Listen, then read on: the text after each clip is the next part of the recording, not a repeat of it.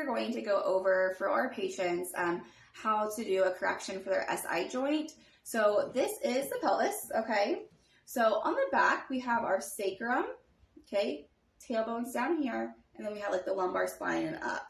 So the SI joint is actually this joint through here, okay? So we have sacrum and we have the ilium, and the joint that makes on each side is the SI joint, okay? So this joint moves very minimally, but often we see patients that have pain in either the left or the right low back, and it's coming from this joint. So this is a correction for those patients that we have diagnosed for you to do this at home properly with a video that you can follow. So let me put this pelvis down. So typically when patients are coming in, they already know which side is the issue for them, and one of our therapists have explained that to them so they know exactly which side they should be doing this on. So this video in particular is for patients with a left PI or left posterior innominate or a right AI anterior innominate.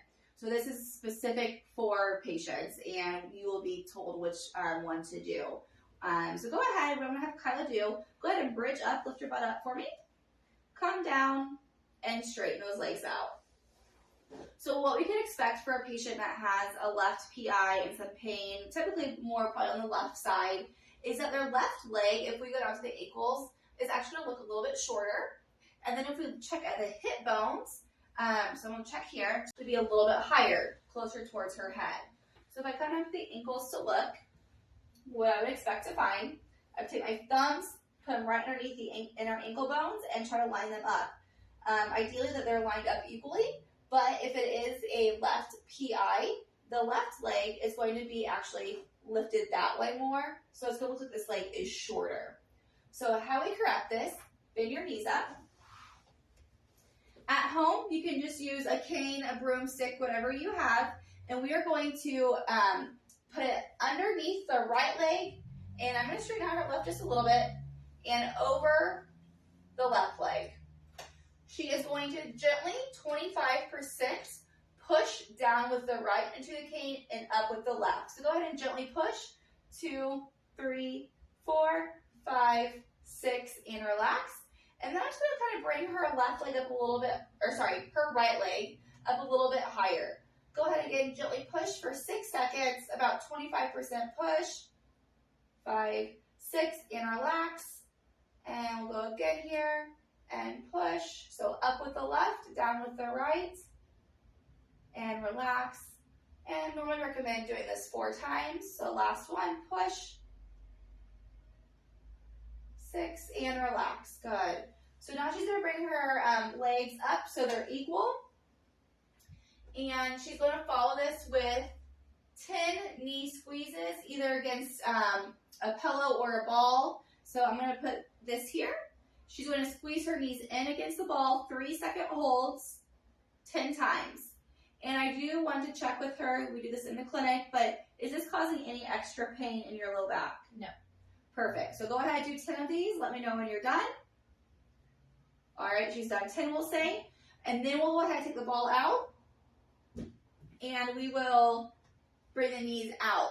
So I'm going to put my hands on the outside of her legs, and she's going to push her knees out. So go ahead and push out. 1, 2, 3, and relax. Again, push. 2, 2, 3, and relax. Again, we will go up to 10 times as long as this motion was not causing any extra pain. Sometimes for our pregnant patients, either squeezing in or squeezing out, one of them causes a little bit extra pain. So we would not do the direction that's causing extra pain. We would just do, if in felt good, we would just have them squeeze their knees in against the ball. And then ideally, you may have to do this 1 time, 2 times, or 3 times. It just depends. But I'm going to have her bridge back up again. And does that feel better on your low back lifting up? Yes. Perfect. She's going to straighten those legs out again. And since it feels better, we should know that it's going to look a little bit better when we check these landmarks. And you don't have to check the landmarks at home. Like if you know, you don't have to recheck them. If you're feeling better, perfect. Don't worry about doing it again. But if you still have a little bit of pain in that same spot and you feel like maybe we need to do it one more time, have whoever's helping you at home check the hip bones and down at the ankles. And then once you're good, go Go ahead and roll onto your side.